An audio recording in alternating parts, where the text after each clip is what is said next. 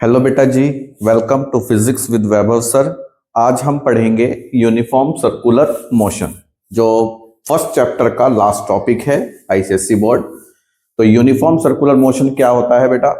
देखो बेटा, नेम से ही पता लग रहा है। यूनिफॉर्म मतलब एक समान, सर्कुलर मतलब एक सर्कुलर पाथ में, है ना। मोशन मतलब मूव करना। तो जब कोई पार्टिकल एक सर्कुलर पाथ में एक समान स्पीड से मूव करे इस तरह से, तो ये मोशन क्या कहलाता है? Uniform circular motion. किस तरह से हम इसको डायग्राम से समझेंगे? जैसे कोई पार्टिकल है, ये सर्कुलर पाथ में इस तरह से ये मूव कर रहा है बेटा। ये इस तरह से सर्कुलर पाथ हमने बनाया। ये सेंटर ऑफ सर्कुलर पाथ है सपोज। तो पार्टिकल ये पोजीशन है, ये पार्टिकल जो है इस तरह से मूव कर रहा है ये सर्कुलर पाथ में एक समान स्पीड के साथ, सेम स्पीड के साथ। तो ये मोशन क्या कहलाता है? Uniform circular motion. अब देखिए, जब पार्टिकल यहां पर होता है तो उसकी जो डायरेक्शन होगी पार्टिकल की, वो टेंजेंशियल होती है सर्कुलर पाथ के, यानी कि मोशन की डायरेक्शन ये होगी। जब पार्टिकल इस पोजीशन पे आएगा तो डायरेक्शन ये हो जाएगी चेंज।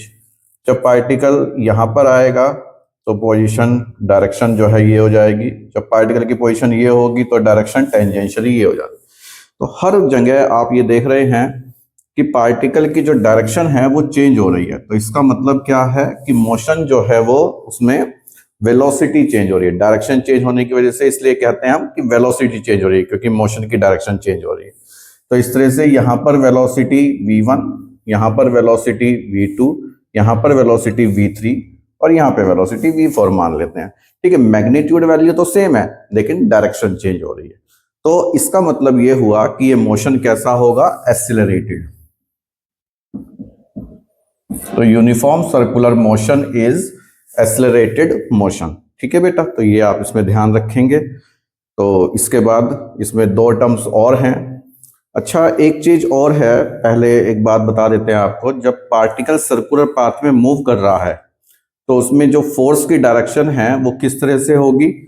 एक ये सेंटर है सर्कुलर पाथ का, तो अगर पार्टिकल की पोजीशन यहाँ पर है तो डायरेक्शन जो है वो, ये फोर्स जो पार्टिकल पे लगता है वो टुवर्ड सेंटर की डायरेक्शन में लगता है। जब पार्टिकल यहाँ होगा तो सेंटर की साइड को फोर्स लगेगा, जब पार्टिकल यहाँ होगा तो सेंटर की साइड को फोर्स लगेगा, जब पार्टिकल यहाँ पर है तो सेंटर की साइड को फोर्स लग रहा है। तो ये जो फोर्स है, ये कौन सा फोर्स कहलाता है? सेंट्रीपिटल फोर्स कहलाता है। ठीक है बेटा, और इसमें एक्सेलरेशन भी वेरिएबल होगा। ये जो एक्सेलरेशन होगा वो वेरिएबल होगा, क्योंकि अगर पार्टिकल यहाँ पर है तो direction of acceleration according to the force होगी। ठीक है, तो एक्सेलरेशन इज वेरिएबल। तो यहाँ पे एक्सेलरेशन भी कैसा होगा? वेरिएबल होगा। ठीक है, तो इसके बाद जो है टू टर्म्स और हैं इसमें। एक तो है सेंट्रीपिटल फोर्स और दूसरी टर्म है सेंट्रीफ्यूगल फोर्स। तो सबसे पहले हम करते हैं सेंट्रीपिटल फोर्स क्या होती है। देखो बेटा, सेंट्रीपिटल फोर्स अभी आपको बताया, जब पार्टिकल सर्कुलर पाथ में मूव करता है तो मूव करते हुए सेंटर की साइड को जो फोर्स लगती है पार्टिकल पे, वो फोर्स क्या कहलाती है? सेंट्रीपिटल फोर्स कहलाती है। और ये फोर्स एक रियल फोर्स होती है जो पार्टिकल पे एक्चुअल में लगती है। कहाँ से प्रोवाइड होती है सेंट्रीपिटल फोर्स? देखो, डिपेंड करता है अलग अलग कंडीशन पे। जैसे अगर कोई हमने स्टोन लिया और एक स्ट्रिंग से एक साइड से बांधा और दूसरी साइड से उसको घुमाया, तो स्ट्रिंग में जो खिंचाव होगा उसको टेंशन बोलते हैं। तो जो सेंट्रीपिटल फोर्स होगी उस कंडीशन में वो टेंशन से प्रोवाइड होगी। ठीक है ना, स्ट्रिंग में जो टेंशन होगी उससे प्रोवाइड होगी सेंट्रीपिटल फोर्स। इसी तरीके से जैसे अर्थ है या कोई प्लैनेट है, सन के अराउंड मूव कर रही है, तो सेंट्रीपिटल फोर्स कैसे होगी? तो जो सन है वो अपनी ग्रेविटी से प्लैनेट को अपनी ओर खींचता है, तो वो जो फोर्स होगी ग्रेविटेशनल फोर्स, उससे प्रोवाइड होगी सेंट्रीपिटल फोर्स। तो इस तरह से जो है सेंट्रीपिटल फोर्स रिप्रेजेंट होती है जब कोई पार्टिकल सर्कुलर पाथ में मूव करता है। इसके बाद है सेंट्रीफ्यूगल फोर्स।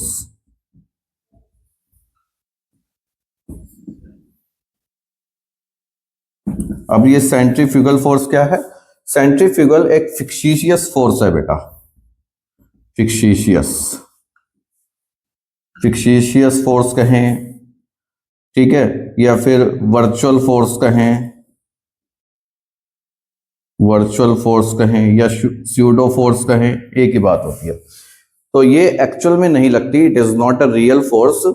और ये जो सेंट्रीफ्यूगल फोर्स है वो पार्टिकल जब सर्कुलर पाथ में मूव करता है तो ऐसा लगता है उस पर लगती है, लेकिन ये तब लगती है जब अगर कोई पार्टिकल सर्कुलर पाथ में मूव कर रहा है तो उस सर्कुलर पाथ में कोई ऑब्जर्वर भी साथ साथ मूव कर रहा हो, तो वो महसूस कर सकता है कि सेंट्रीफ्यूगल फोर्स कैसे लगती है। इसके लिए आपको एक एग्जांपल से मैं समझाता हूं बेटा। हमने एक कंडीशन ली, एक मैरी गो राउंड है, this is the merry go round, जो कि ये सेंटर के अबाउट जो है रोटेट होता है, ठीक है। अब हमने क्या काम किया, इस मैरी गो राउंड से एक, इससे ये एक स्ट्रिंग ली और उस स्ट्रिंग से जो है एक बॉल बांध दी या कोई हैवी पॉइंट मास, ठीक है, एक स्ट्रिंग से। ये मैरी गो राउंड है हॉरिजॉन्टल प्लेन में, और इसमें जो है हमने कोई एक हैवी पोजीशन मान ली, सपोज इसकी पोजीशन जो है वो P है, और यहां पर कोई ऑब्जर्वर है मैरी गो राउंड की, उस पे ही डिस्क पे ही एक ऑब्जर्वर है A पोजीशन पे, ठीक है। तो ऑब्जर्वर जो है वो पार्टिकल को देख रहा है, पार्टिकल की साइड। तो जब ये रेस्ट पोजीशन पे होती है तो ये जो स्ट्रिंग होगी थोड़ी लूज होगी, है ना। अगर हम इस मैरी गो राउंड को इस तरह से मूव करा देते हैं, ये एंटी क्लॉकवाइज, इस तरह से मैरी गो राउंड ये जो है ऐसे सर्कुलर पाथ में मूव करे, तो जो ये स्ट्रिंग है वो टाइट हो जाएगी। टाइट क्यों होगी? क्योंकि इस पे टेंशन लगेगी, जो टेंशन फोर्स होगी वो T से रिप्रेजेंट करते हैं, ठीक है। तो इस तरह से इस पे टेंशन लगेगी तो ये स्ट्रेट हो जाती है, और स्ट्रेट होने के बाद जब ये सर्कुलर पाथ में मूव करेगी तो इसकी जो पाथ होगा वो कुछ इस तरह से आएगा। ये सर्कुलर पाथ में इस तरह से ये पार्टिकल जो है, ये बॉल जो है ये मूव करेगी बेटा, ठीक है। तो इस कंडीशन में जो है ये टेंशन लग रही है। अब पार्टिकल की जब पोजीशन ये है तो उसके बाद जब ये मूव करेगी तो कुछ टाइम बाद यहाँ पे पोजीशन आएगी, तो ऐसे ये स्ट्रिंग की पोजीशन हो जाएगी, ये मान लेते हैं A डैश पोजीशन हो गई ऑब्जर्वर की, और ये P डैश पोजीशन हो गई बॉल की। इस तरह से थोड़ा और आगे मूव करके आती है तो ये यहाँ पे पोजीशन हो जाती है P डबल डैश, ये A डबल डैश पोजीशन होगी ऑब्जर्वर की। तो इस कंडीशन में हमने दो पर्सन लिए, एक पर्सन तो यहाँ पर है कोई, यहाँ पर M पोजीशन पे ये एक मैन है, कोई बाहर से देख रहा है। तो जब हमने बाहर वाले ऑब्जर्वर ने ऑब्जर्व किया, जो बाहर एक पर्सन है M पोजीशन पे, अंदर एक पर्सन है A पोजीशन पे, तो जब बाहर वाले ने ऑब्जर्व किया तो वो ये देखता है कि जो पार्टिकल मूव कर रहा है वो सर्कुलर पाथ में मूव करेगा, जिसका पाथ ये डॉटेड लाइन से मैंने बनाया है। तो बाहर वाले को तो ऐसा लगेगा ये पार्टिकल सर्कुलर पाथ मोशन कर रहा है, ठीक है बेटा। तो और अंदर वाले जो है ए पोजीशन पर, उसको कैसा लगेगा? उसको लगेगा कि जो पार्टिकल है वो सर्कुलर पाथ में यूनिफॉर्मली मूव कर रहा है, यानी कि स्टेश मूव नहीं कर रहा। इसका मतलब उसको ऐसा महसूस देगा कि वो स्टेशनरी है, क्योंकि जब ऑब्जर्वर इधर से देखेगा तो इसके ठीक सामने होगा पार्टिकल, जब ऑब्जर्वर ए डैश पे देखेगा तो पी डैश पे पार्टिकल होगा ठीक उसके सामने, जब ऑब्जर्वर ए डैश पे होगा तो पार्टिकल जो है वो पी डबल डैश पे हो जाएगा। तो इस तरह से जैसे जैसे ऑब्जर्वर मूव कर रहा है वैसे वैसे पार्टिकल भी उसी डायरेक्शन में मूव कर रहा है। तो इसलिए जो है ए ऑब्जर्वर को ऐसा लगेगा ये पार्टिकल जो है वो स्ट्रेट मतलब रेस्ट पर है। तो चलिए इसके बाद जो है यहाँ पर क्या कंडीशन हो सकती है, यहाँ पर एक केस बन सकता है कि अगर हम स्ट्रिंग को ब्रेक कर दें, यहाँ से स्ट्रिंग को ब्रेक कर दें तो ये टेंशन जो है वो यहाँ से हट जाएगी, स्ट्रिंग ब्रेक हो गई। अब स्ट्रिंग ब्रेक होने के बाद जो बाहर वाला पार्टिकल है उसके लिए तो जो डायरेक्शन होगी वो पार्टिकल की कुछ इस तरह से होगी, टेंजेंशियली निकलेगा, है ना। इस सर्कुलर पाथ से पी पार्टिकल जो है वो टेंजेंशियल निकलेगा। यहां से ये पोजीशन आएगी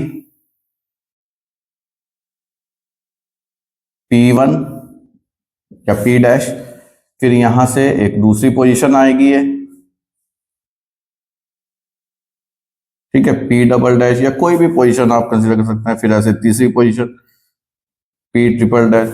जो ऑब्जर्वर है उससे क्या डिस्टेंस होगा, उससे तो ये तो ऐसे ही होगा, और यहां से ये होगा, यहां से यहां पे ऑब्जर्वर है कोई, ठीक है, तो इस तरह से सीधा होगा। तो इस तरह से यहां पे जब ऑब्जर्वर होगा तो ये इस तरह से कुछ सीधा होगा, है ना, यहां पे आएगा ऑब्जर्वर। तो कहने का मतलब ये है कि बाहर वाले से तो ऐसा लगेगा कि ये टेंजेंशियली मूव कर रहा था, ठीक है ना, लेकिन जो अंदर ऑब्जर्वर है उससे क्या महसूस देगा, उसे उसे लगेगा कि रेडियली ही सर्कुलर ही मूव कर रहा है। यानी कि जैसे जैसे पार्टिकल, जैसे ऑब्जर्वर मैं हूं और मेरे सामने पार्टिकल है, वो पार्टिकल ऐसे जब मैं पोजीशन चेंज करूंगा तो पार्टिकल दूर हो जाएगा। जैसे पोजीशन यहां से ए डैश पे आएगी तो पार्टिकल दूर हो जाएगा, फिर और घूमेगा तो और दूर हो जाएगा, लेकिन रेडियली आउटवर्ड ही होगा। तो इसका मतलब यह है कि पार्टिकल पे एक फोर्स एज्यूम किया जा रहा है जिसको हम कहते हैं सेंट्रीफ्यूगल फोर्स, जो एक्चुअल में नहीं रखता, दैट इज द फिक्सियस फोर्स, जो कि अवे फ्रॉम सेंटर लगता है। और अवे फ्रॉम सेंटर लगने के साथ सेंट्रीफ्यूगल फोर्स की मैग्नीट्यूड वैल्यू सेंट्रीपिटल फोर्स की मैग्नीट्यूड वैल्यू के सेम होती है। तो लिखेंगे इसमें magnitude value of centripetal force is equal to होती है magnitude value of centrifugal force.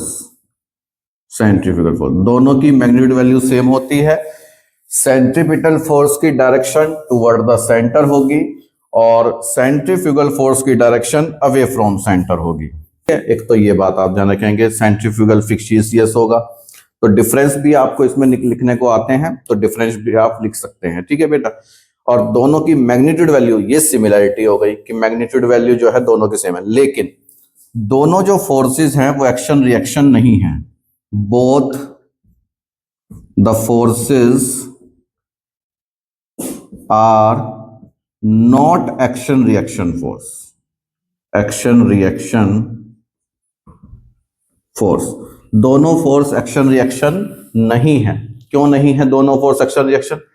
क्योंकि एक्शन रिएक्शन जो फोर्स लगता है वो टू डिफरेंट बॉडी पे लगता है। जैसे मैंने इस पर दीवार पे एक फोर्स लगाया तो दीवार ने मेरे हाथ पे अपोजिट डायरेक्शन में फोर्स लगाया, तो बॉडी अपोजिट होगी। मैंने इस पे फोर्स लगाया, इसने मेरे हाथ पे फोर्स लगाया, ठीक है, तो that is the action reaction force.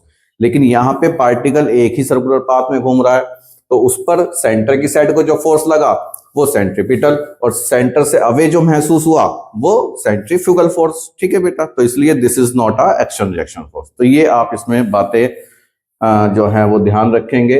Uniform circular motion में सेंट्रीपिटल फोर्स, सेंट्रीफ्यूगल फोर्स, अच्छे से इसको पढ़ें, ठीक है बेटा। तो इसी के साथ ये चैप्टर आपका फिनिश होता है। तो मिलते हैं नेक्स्ट वीडियो में।